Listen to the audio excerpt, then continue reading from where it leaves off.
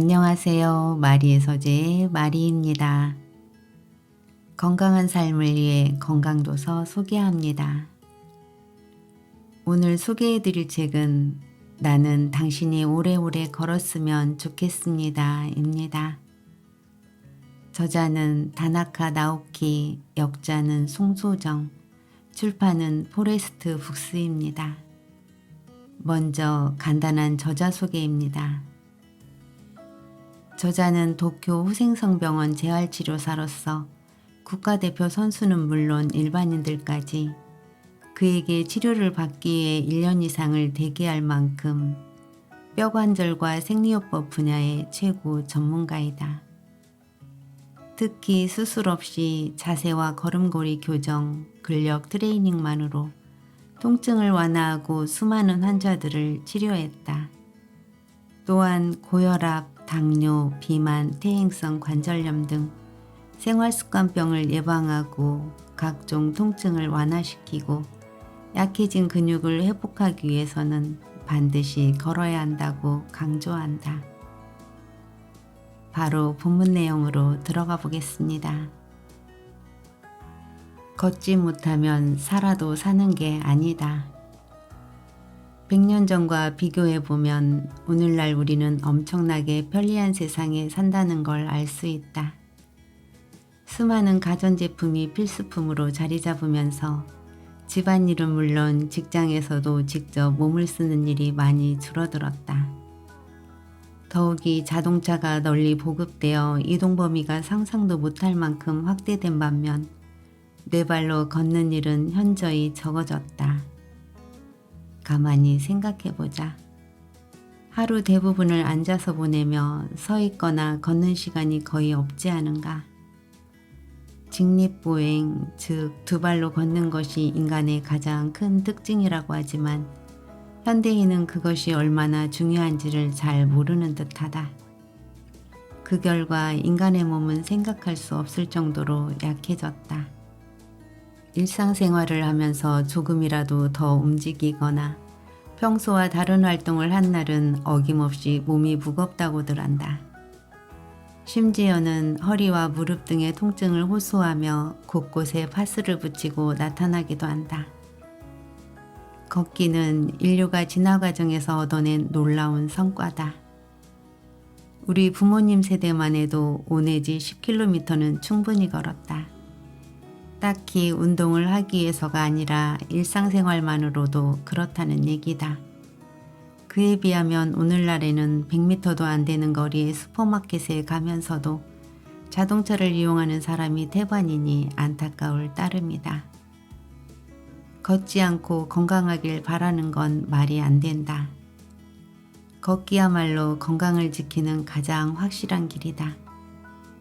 근력 부족 등으로 걷는다는 행위가 이미 어려워진 사람도 서기와 걷기에 필요한 근육을 튼튼히 단련하면 다시 걸을 수 있다.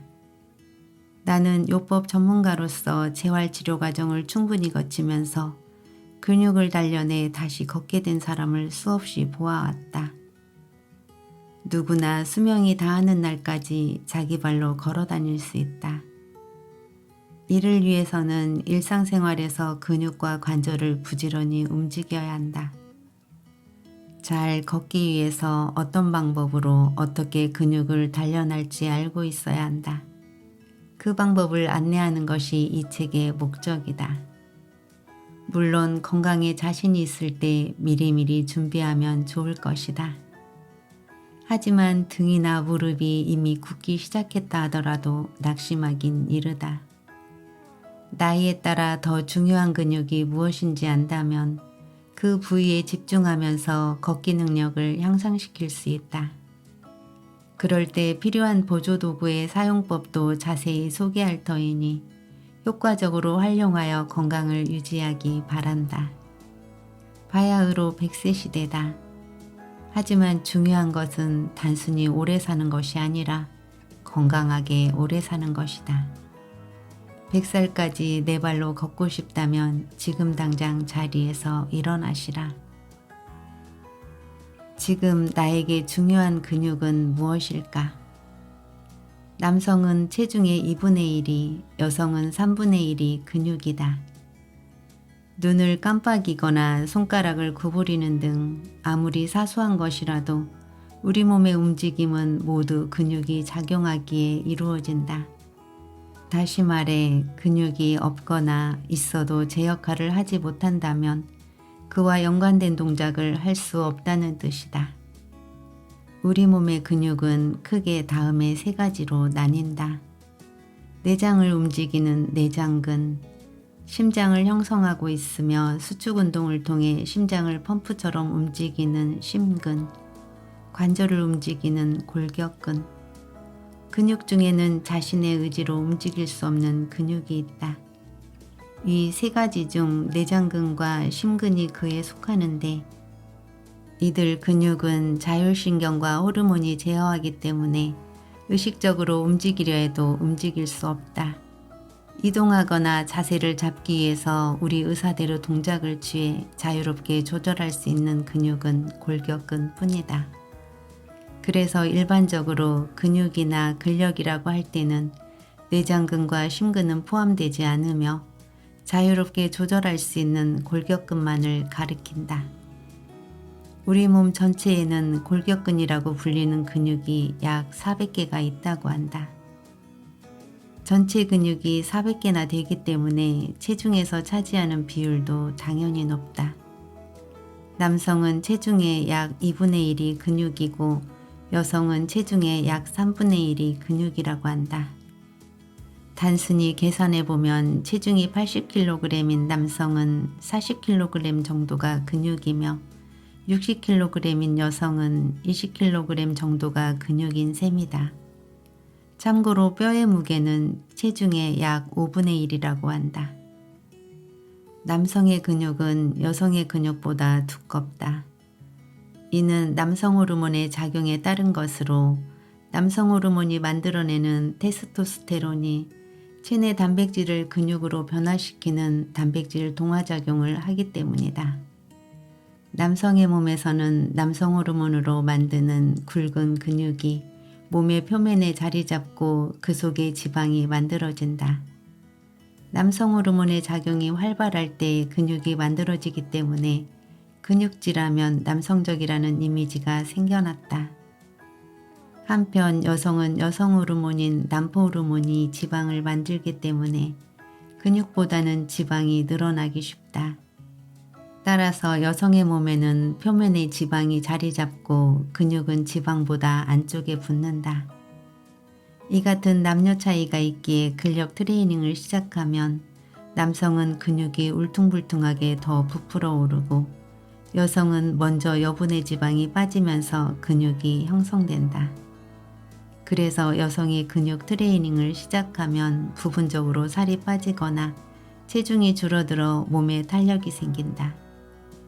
여성들에게 다이어트를 하려면 근육 트레이닝에 집중해야 한다고 말하는 이유가 이것이다. 근육은 속근과 지근으로 나뉜다. 몸의 움직임으로 근육을 파악하는 방법이 주류가 되면서 근육을 지구력과 순발력이라는 두 가지 특징에 따라서 분류한다. 즉 순발력이 있는 근육을 속근이라 하고 지구력이 있는 근육을 지근이라고 한다. 근육의 염색을 하여 현미경으로 살펴보면 흰색과 빨간색 두 가지를 볼 수 있다. 하얗게 염색되는 쪽이 속근이고 빨갛게 염색되는 쪽이 지근이다. 그래서 속근을 백색근, 지근을 적색근이라고도 한다. 속근과 지근은 순발력과 지구력, 크기, 움직임 등 모든 것이 대조적이다. 속근은 매우 빨리 수축하는 순발력이 있지만 두껍고 크기 때문에 쉽게 지친다. 또 내부에 당질을 포함하고 있어 산소가 공급되지 않아도 당질을 분해하여 수축하는 등근육 반사 운동을 할 수 있다. 그래서 젖산이 쌓이기 쉬워 빨리 피곤해지며 근육통을 일으키기 쉽다. 운동을 오랜만에 하거나 과도하게 한 다음 날 근육통이 생겼던 경험이 한 번쯤은 있을 것이다. 그처럼 근육통을 일으키는 것이 대부분 속근이다. 속근은 운동을 통해 발달하며 커지기도 한다. 반대로 지근은 천천히 수축하는 작은 근육이다. 그래서 쉽게 근육통이 생기거나 피곤해지지 않는다. 그렇다고 지근의 순발력이 전혀 없는 것은 아니다. 속근에 비해 좀 떨어질 뿐이다. 앉기, 서기, 걷기와 같은 일상생활 동작에서는 속근보다 지근이 중심이 된다. 일상적인 동작으로 금세 지치는 일이 없는 것도 이 때문이다. 반대로 말하면 속근처럼 쉽게 지치는 근육은 인간의 활동에 별로 도움이 되지 않는다는 얘기이기도 하다. 그 외에도 지근은 크기가 작기 때문에 이를 보충하려고 근육을 구성하는 한 줄 한 줄의 근섬유가 특수한 모양을 하고 있다. 또 속근보다 많은 근섬유를 가지고 있어서 유연성이 뛰어나다. 그래서 지근을 주로 사용하는 트레이닝이나 스포츠에서는 부상도 그다지 자주 발생하지 않는다. 이런 점으로 보면 순발력 이외에는 속근보다 지근이 더 많은 이점을 가지고 있어 우리 생활에 적합한 근육이라는 사실을 알 수 있다. 지근을 중심으로 움직이면 걷기와 서기를 포함하여 일상적인 움직임을 매끄럽게 할 수 있다. 게다가 지근을 단련하면 지방이 쉽게 연소된다는 장점을 누릴 수 있다. 지근 중심의 트레이닝이야말로 중년 이후 건강을 유지하고 비만을 예방하는 최고의 방법이라고 할 수 있다. 근육을 속근과 지근으로 분류한다고 해서 근육이 속근만으로 또는 지근만으로 이루어졌다는 뜻은 아니다. 다만 속근이 주가 되는 근육, 지근이 주가 되는 근육이 있다는 얘기다. 등과 다리에는 지근이 많으며 배와 팔에는 속근이 많다. 또한 피부 가까이에 있는 근육들은 속근의 비율이 높고 몸의 안쪽에 있는 근육들은 지근의 비율이 높다. 중노년 이후에는 지근을 중심으로 단련해야 한다. 즉 피부 쪽에 있는 근육이 아니라 몸 안쪽에 있는 근육을 움직여야 한다. 보디빌더처럼 근육이 울뚝불뚝한 몸을 원하는 것이 아니므로 굳이 무리하게 근육을 만들 필요는 없다. 움직이지 않으면 몸이 꾸부정해진다. 근육에는 구부리거나 수축하는 힘을 모으는 등 여러 가지 기능이 있다. 여기서 기본이 되는 원칙은 근육은 수축할 수는 있어도 처음부터 이완할 수는 없다는 것이다. 몸을 끊임없이 움직여주지 않으면 이완 능력이 저하되어 점차 구부정해진다. 몸을 적당히 움직이고 있다면 해당 근육이 이완과 수축을 반복함으로 문제가 없다. 그러나 운동 부족으로 근육을 움직이지 않는 상태가 오랫동안 계속된다면 어떻게 될까? 근육에는 강한 점성이 있기 때문에 근육 안에 있는 세포인 근섬유가 서로 붙어버린다. 그러면 근육이 원래의 자리로 돌아가기 어려워진다. 즉 이완작용이 더뎌진다. 그래서 운동량이 부족한 사람은 몸이 굳는 것이다. 걷지 않으면 다리 근육이 약해지는 이유가 이 때문이다. 더구나 몸을 움직이지 않아 근육이 수축된 채로 있으면 젖산 등의 피로물질이 쌓이게 된다. 그러면 신선한 산소와 포도당이 원활히 전달되지 못하기 때문에 쉽게 피로를 느끼게 된다. 퇴직 후 한동안 집에서 쉬던 사람이 다시 일을 시작하고는 힘들어하는 모습을 본 적이 있을 것이다. 움직임이 적어 근육이 뻣뻣해졌다는 뜻이다. 또한 인간에게는 위험한 상황에 처하면 몸을 수축시키는 도피반사라는 것도 있다. 몸을 빨리 수축시킬 수 있도록 안쪽 근육의 강도가 강해지는 것을 말한다. 그러다 보니 나이가 들면서 근육이 석쇠 위의 오징어처럼 안쪽으로 굽어지는 경향을 보인다. 이 때문에 중노년이 되면 등이 굽기 시작하며 고령자들은 몸이 앞으로 굽는 자세가 된다. 몸을 움직이지 않으면 전신 근육이 수축되어 결과적으로 세월과 함께 근력 저하가 진행된다. 나이를 먹으면 근력이 눈에 띄게 떨어지는 것은 한마디로 일상적인 활동량이 줄어들어 근섬유가 가늘어지기 때문이다. 근육이 가지는 힘은 두께에 비례한다. 움직이지 않아서 근섬유가 가늘어졌고 그 때문에 근육이 약해졌으며 그 결과 근력이 떨어진 것이다. 근력은 아무것도 하지 않으면 당연히 약해진다. 중요한 것은 나이가 아니라 근력을 얼마나 자주 사용하느냐 하는 것이다. 자주 사용하는 근육은 근섬유가 두꺼워져 힘이 강해지고 사용하지 않는 근육은 근섬유가 가늘어져 힘이 떨어진다. 극단적인 예로 며칠 동안 몸져 누우면 근력이 하루에 5%씩 저하된다고 한다. 젊었을 때 얼마나 운동신경이 좋았든 또는 근력 트레이닝을 얼마나 열심히 했든 지금 근육을 사용하지 않는다면 근력은 당연히 떨어진다. 중노년에는 근력 저하를 나이 탓으로 돌리지 말고 그에 맞는 근력 트레이닝을 해야 한다.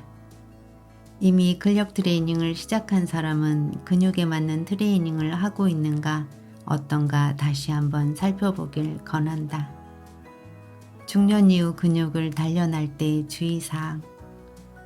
중년 이후엔 앉고 서고 걷는 동작과 관련된 지근을 중심으로 단련한다. 몸을 움직이지 않으면 근육이 점점 움츠러들어 근력 악화의 원인이 된다는 사실을 명심한다. 평소에 자주 사용하는 근육은 노화가 느리게 진행된다. 젊었을 때 근육을 열심히 키웠더라도 꾸준히 운동하지 않으면 사라지고 만다. 자신의 근육 나이에 맞는 근력 트레이닝을 한다. 지치지 않고 오래 걷는 방법. 걸으면 금방 지치는 악순환에서 벗어나려면 일단 바르게 걷는 방법을 이해하여 몸에 익혀야 한다. 바르게 걷기 위해서는 발뒤꿈치부터 지면에 붙이고 발뒤꿈치 발바닥의 바깥쪽 엄지발가락 아래의 불룩한 부분 순으로 체중을 이동시킨 다음 엄지발가락 끝으로 지면을 차면서 앞으로 나아간다. 이때 체중을 받치고 있는 무릎은 항상 쫙 편 상태를 유지한다. 앞발은 발뒤꿈치부터 붙이고 뒷발은 엄지발가락으로 확실하게 차내면 된다. 발뒤꿈치를 꼭 붙이고 엄지발가락으로 발바닥을 찬다면 대체로 올바른 걷기법이다. 발뒤꿈치부터 붙이고 중심을 이동시키면 무릎이 저절로 펴지고 쉽게 지치지 않고 걸을 수 있다. 이는 발바닥의 엄지발가락 주변에 대부분 분포하는 메카노리셉터가 자극을 받아 수많은 근육의 활동성이 상승하기 때문이다. 메카노리셉터는 뇌에 자극을 전달하는 감각 센서로 몸 전체에 분포한다. 발바닥에서는 주로 엄지발가락 주변의 분포에 바르게 운동할 수 있도록 도와준다. 의식적으로 발뒤꿈치부터 지면에 대고 엄지발가락 끝으로 확실히 차면서 걷는다. 이것이 지치지 않고 바르게 걷는 비결이다. 걷기를 통해 근육이 강화되면 다른 근육에 미치는 파급 효과도 커서 온몸의 혈액순환이 좋아지고 신진대사가 촉진된다. 걷기는 현대인의 걷기 부족을 보충하는 유산소 운동의 핵심으로 꼽히고 있다. 많은 이들이 하루에 1만 보를 걸어야 한다고 하는데 과연 그럴 필요가 있을까? 하루의 목표 걸음수가 1만 보가 된 것은 건강을 위해서는 신체 운동으로 하루에 300칼로리를 소비해야 한다는 한 기사가 발단이었다. 그 300칼로리에 상당하는 신체 운동을 걸음수로 산출했더니 1만 보라는 숫자가 나왔을 뿐이다. 그러니 근거가 부족한 1만 보 걷기에 너무 얽매일 필요는 없다. 걸음수나 자세에 연연하며 걷기 운동을 하다가 무릎이나 허리를 다친 환자도 적지 않다. 걷기 운동을 할 때는 걸음수나 거리, 자세 등에 얽매이기보다 전신의 근육을 골고루 사용한다는 점이 중요하다.